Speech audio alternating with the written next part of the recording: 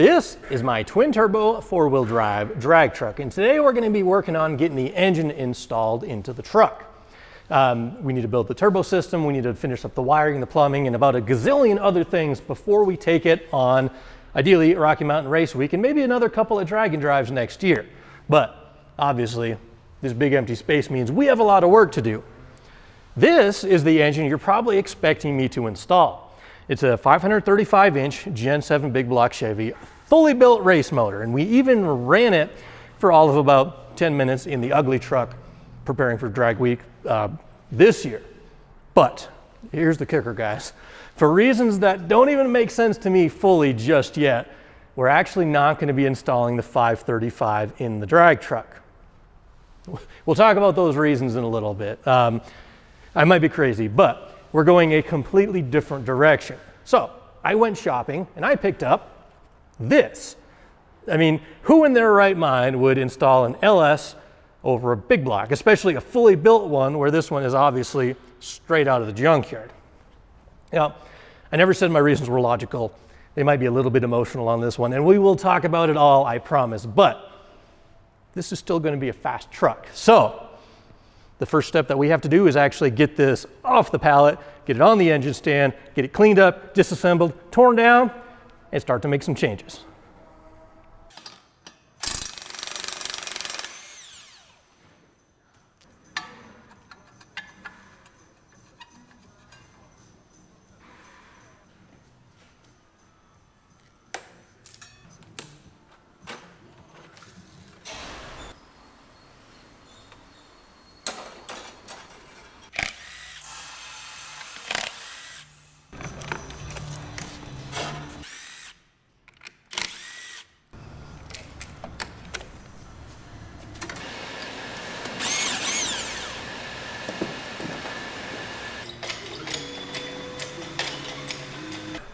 We're moving right along with the teardown of our new engine, and I figured while we work, I'll just tell you guys about that bombshell I dropped at the beginning of this video of why we're not going to be using this 8.8 liter 535 cubic inch big block Chevy in the drag truck, because as most of you know, this build has been going on for quite a while, and the plan the whole time was to have the twin turbo big block in the Scrapyard truck.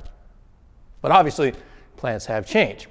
But to make this make sense, I kind of have to tell you why I chose this particular engine in the first place. And kind of while we talk, we'll just let the work play out and see the progress that's happening. Now, the story begins back in the spring of 2020. I had just got the ugly truck running. The transmission had to be rebuilt, I think, and it had a 5.3 LS under the hood. And I wanted more power, as everyone does. Now, the problem with the LS for me is there really is no problem. It's a great engine. Obviously, we're building another one right now for the Scrapyard drag truck, but I wanted to try something different. I have a very dare to be different, take the path less traveled kind of approach to things. And sometimes it works, sometimes it doesn't work out all that great. So instead of choosing a LS for the ugly truck, I chose an 8.1 liter big block. It made 300 and change horsepower, 400 pounds of torque, stock. It was big, it was heavy, and it was a ton of fun. So, this is obviously from a truck of some era, based on what's up here. So, place your bets below, or educated guess. What do we have here? And the next bet is, are any of these bolts going to come out, or are they all going to break?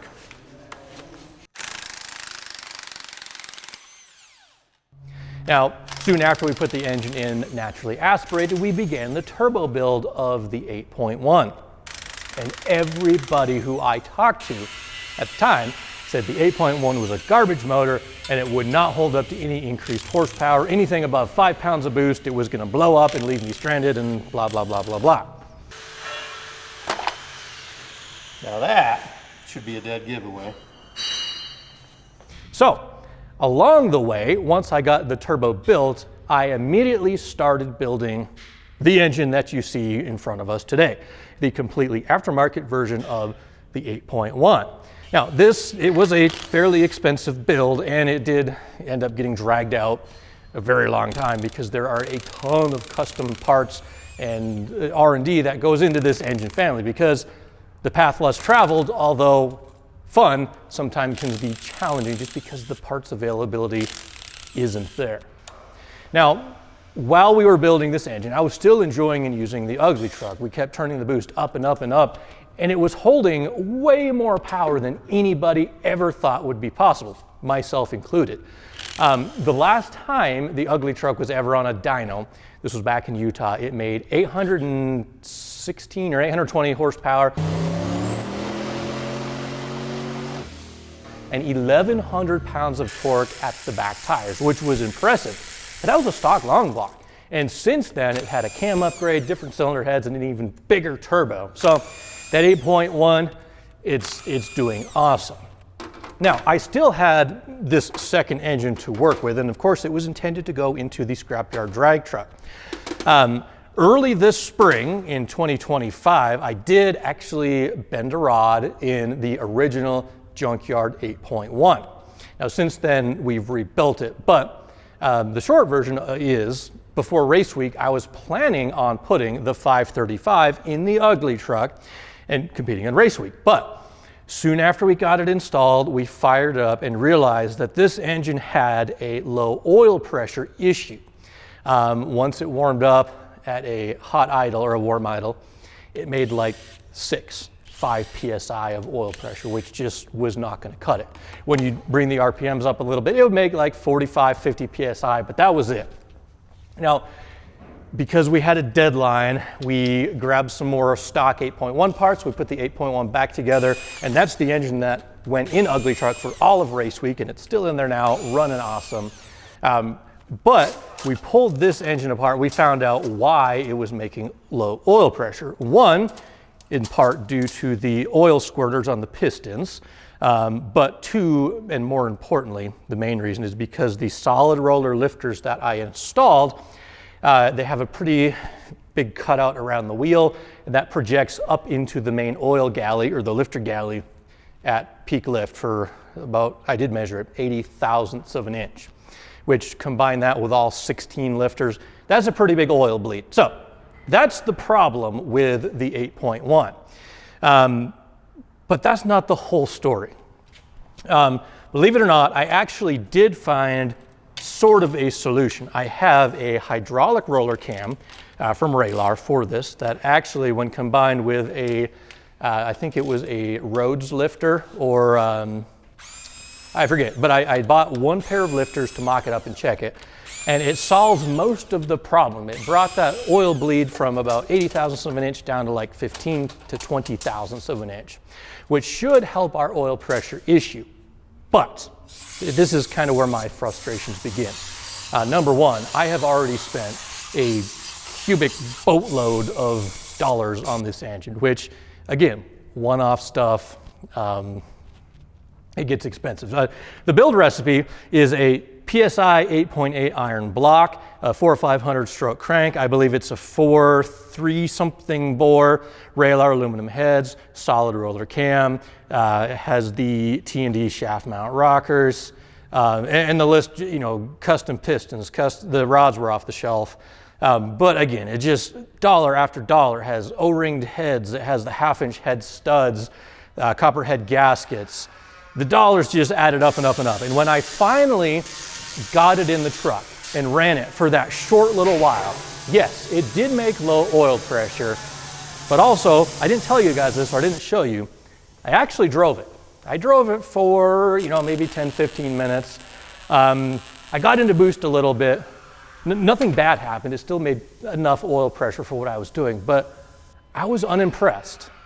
Like, that's the perfect, honest truth, is I was unimpressed with the performance of this compared to a stock 8.1. And then there's a few other little bugs that showed up. I don't think I've even mentioned this. Like, yeah, I do have the 1/2 inch head studs and the copper head gaskets, but you can see a little remnant of it right there. The head gaskets were leaking. It was leaking coolant out. And then there's quite a bit of oil in the intake runners. I sealed this thing up as good as I possibly could, and those issues, they're just super frustrating to have to deal with. So that's kind of the main reason why I am not going to be using this engine in the Scrapyard drag truck. I said at the beginning of the video, it's probably mostly emotional because yes, I could come up with solutions for all of those problems. I could take the heads back off. I could maybe use some sort of a coating or an RTV on those head gaskets, which I shouldn't have to do. I could change out to a hydraulic roller lifter with a hydraulic cam instead of the solid roller, but that's backing down the performance a little bit. So I was just so very, very frustrated with this engine. So frustrations aside, the thought process of how I came to building an LS engine is kind of convoluted, and it all started with a hood of all things. So I want to put an HD hood on the 4-wheel drive drag truck, the Scrapyard truck. I like them, I think they're cool, but they're impossible to find on Marketplace in my area. Many junkyards don't have them. So I slowly started thinking, what if I just bought a complete other parts truck? Because there are a lot of things that I need to complete the 4-wheel drive drag truck. So I started looking around at some extended cab 2500 HDs with a 6.0 under the hood, you know, with an LQ4. And I thought, what if I just take the complete cab and bed and everything and transplant it onto my 4-wheel drive frame? Well, I quickly realized that would be a ton of work and have a ton of wasted parts that I already had, but that got the ball rolling in terms of considering an LS engine. So then I started looking at, you know, junkyard motors, a 5.3, a 6.0, things like that. And then I quickly realized the cost of the engine that we're going to be running was not a whole lot more than some of the 6 liters that I was looking at. And when you combine that with the frustrations that I was having with the 535, that's all it took. So not the most logical decision in the world, but that's how we wound up building an LS instead of a big block. See if we get 2 for 2.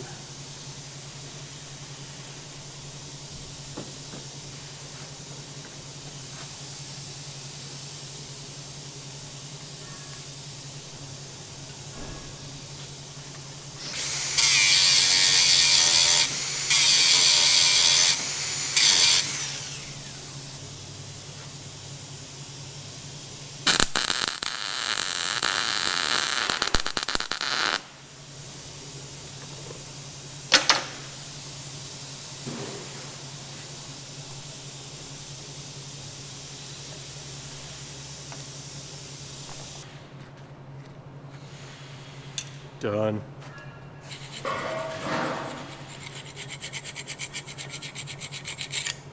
And I like to do this on every gasket surface on the heads. Makes it look neater, makes it seal better. Just a flat aluminum block with some sticky back sandpaper.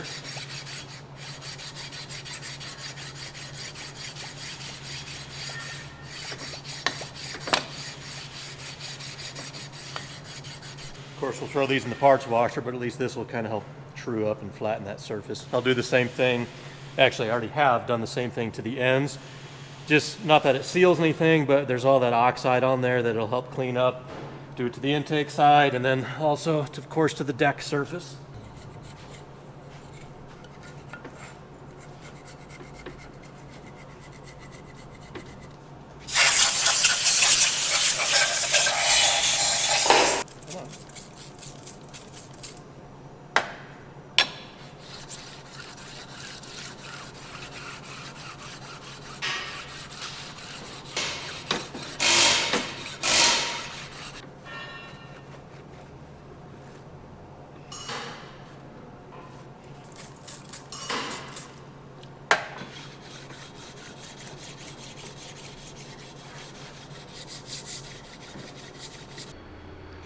We're moving right along with the teardown process of our junkyard motor. We have the block down to the short block.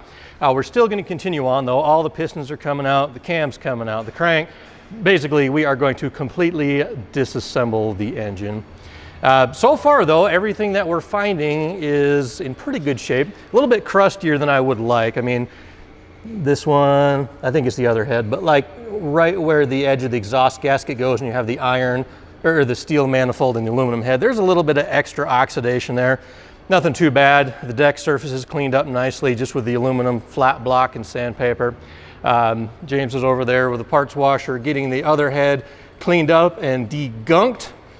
No surprises in the oil pan, just your typical, you know, junkyard motor sludge. No metal, no foreign objects that we wouldn't want to see. So, all is good news. We have a usable core. We'll talk about what we're going to do to this junkyard engine in just a second. But first, let's get it completely disassembled and start the cleanup process.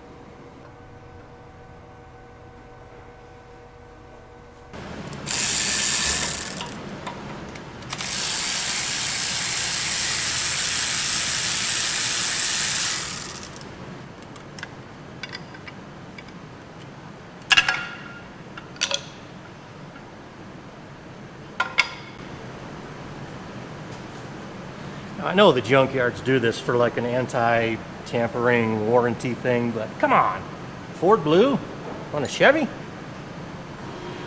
That's just sacrilegious. Oh yeah, forgot about the water.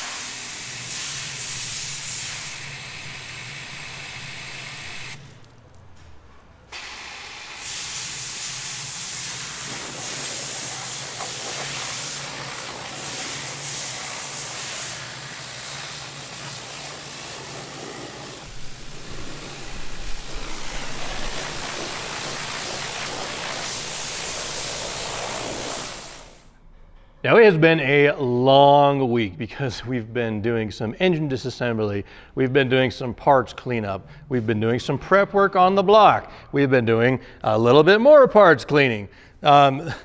Pretty much the majority of the time this week has just been spent scraping carbon, scraping sludge, and getting stuff ready to put back together. But the $1,000,000 question is, what engine do we have, why do we choose it, and what are we doing to it? Now, I know most of you guys who watch the channel are pretty tech savvy, so you probably already have a guess. And this is kind of like, place your last minute bets. What engine do you think this is? Now, obviously, it is a truck-based LS engine because, I mean, the LS is a very familiar design, and the tall truck intakes, you know, that's kind of a giveaway. So we know it came from either a truck or an SUV. Because it has the VVT on the front, you probably know that this is a Gen 4 engine. It's an aluminum block, which is nice because it's about 100 pounds lighter than a regular truck LS. Probably about 250 pounds lighter than my big block.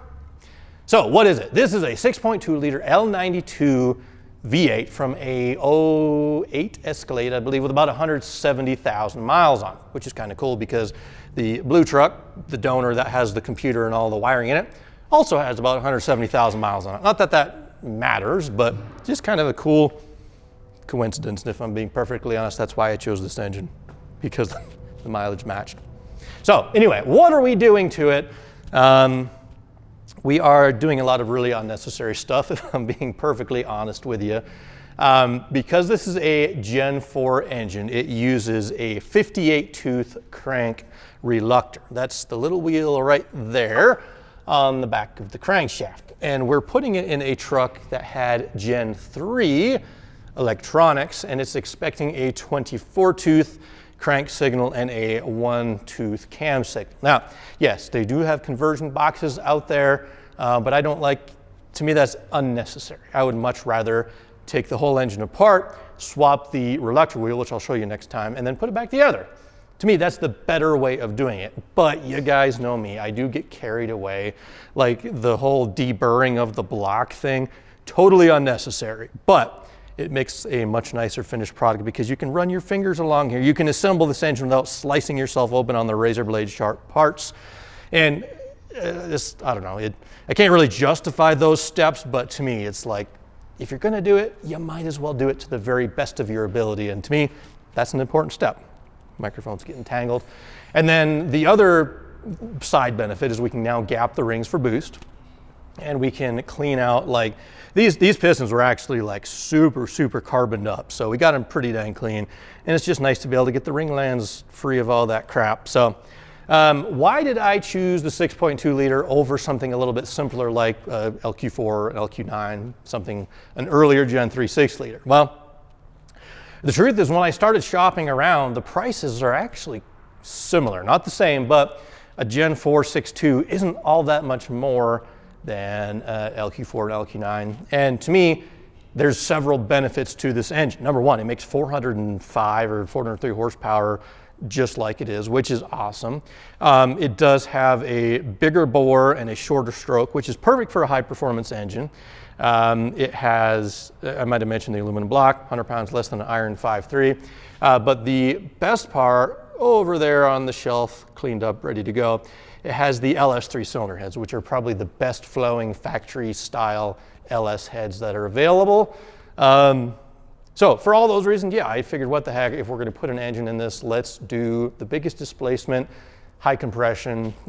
We can talk about turbo friendliness or boost friendliness in next episode, but this truck will be running on ethanol. The recipe from here on out, because remember, we just disassembled it in order to swap the reluctor wheel, but we're going to do some upgrades as well. I have 3 parts that we need to replace just from mileage. We have 2 of the intake rockers and 1 of the exhaust rockers, which I actually had one of these laying around just because the spot where the push rod goes wears out occasionally. 3 new push rods, talked about the rockers, and that's pretty much it. But Also, we're gonna gap the rings. We're gonna put in new like oil pump, new timing chain, new front cover to work with the front sensor on that. Of course, new gaskets everywhere. We're just gonna kind of get this thing in tip-top shape, put it back together new. We're doing the LS9 head gaskets and things like that. I'll probably get some better head studs or bolts than OEM, but that's the plan. Twin turbos on a 6.2 liter L92 for now. And then once we get all the bugs worked out and the turbo system built and the fuel system installed and tune it and drive it and enjoy it, at the same time, we'll probably build another engine like a 427, and then we'll really be able to turn up the boost and just swap the engines out. So that's the plan.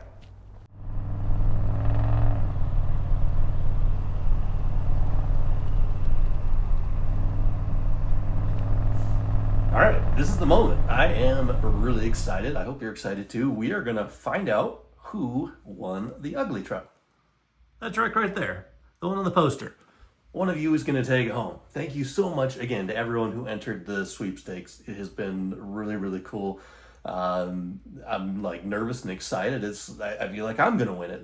That's just how I feel giving it away. So, enough yapping. Without further ado, here we go. We are going to click this button right here, and it is going to draw a winner.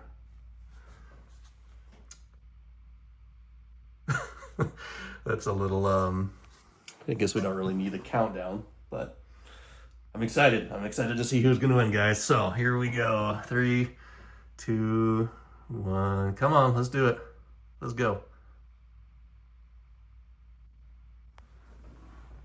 Chaz B.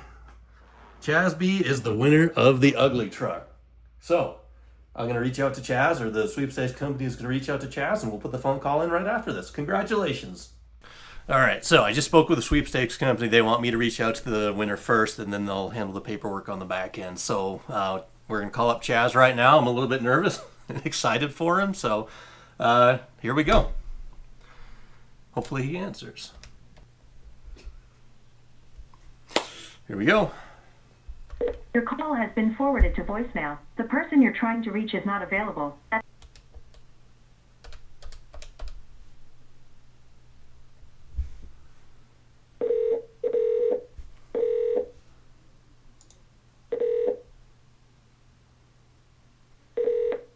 Come on, pick up, Chaz.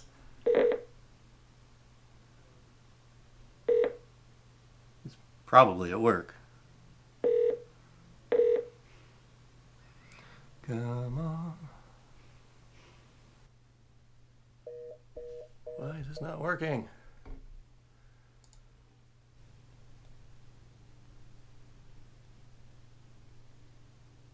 Your call has been forwarded to voicemail. Why? The person you're trying to reach is not available. At the tone, please record your message. When you have finished recording, you may hang.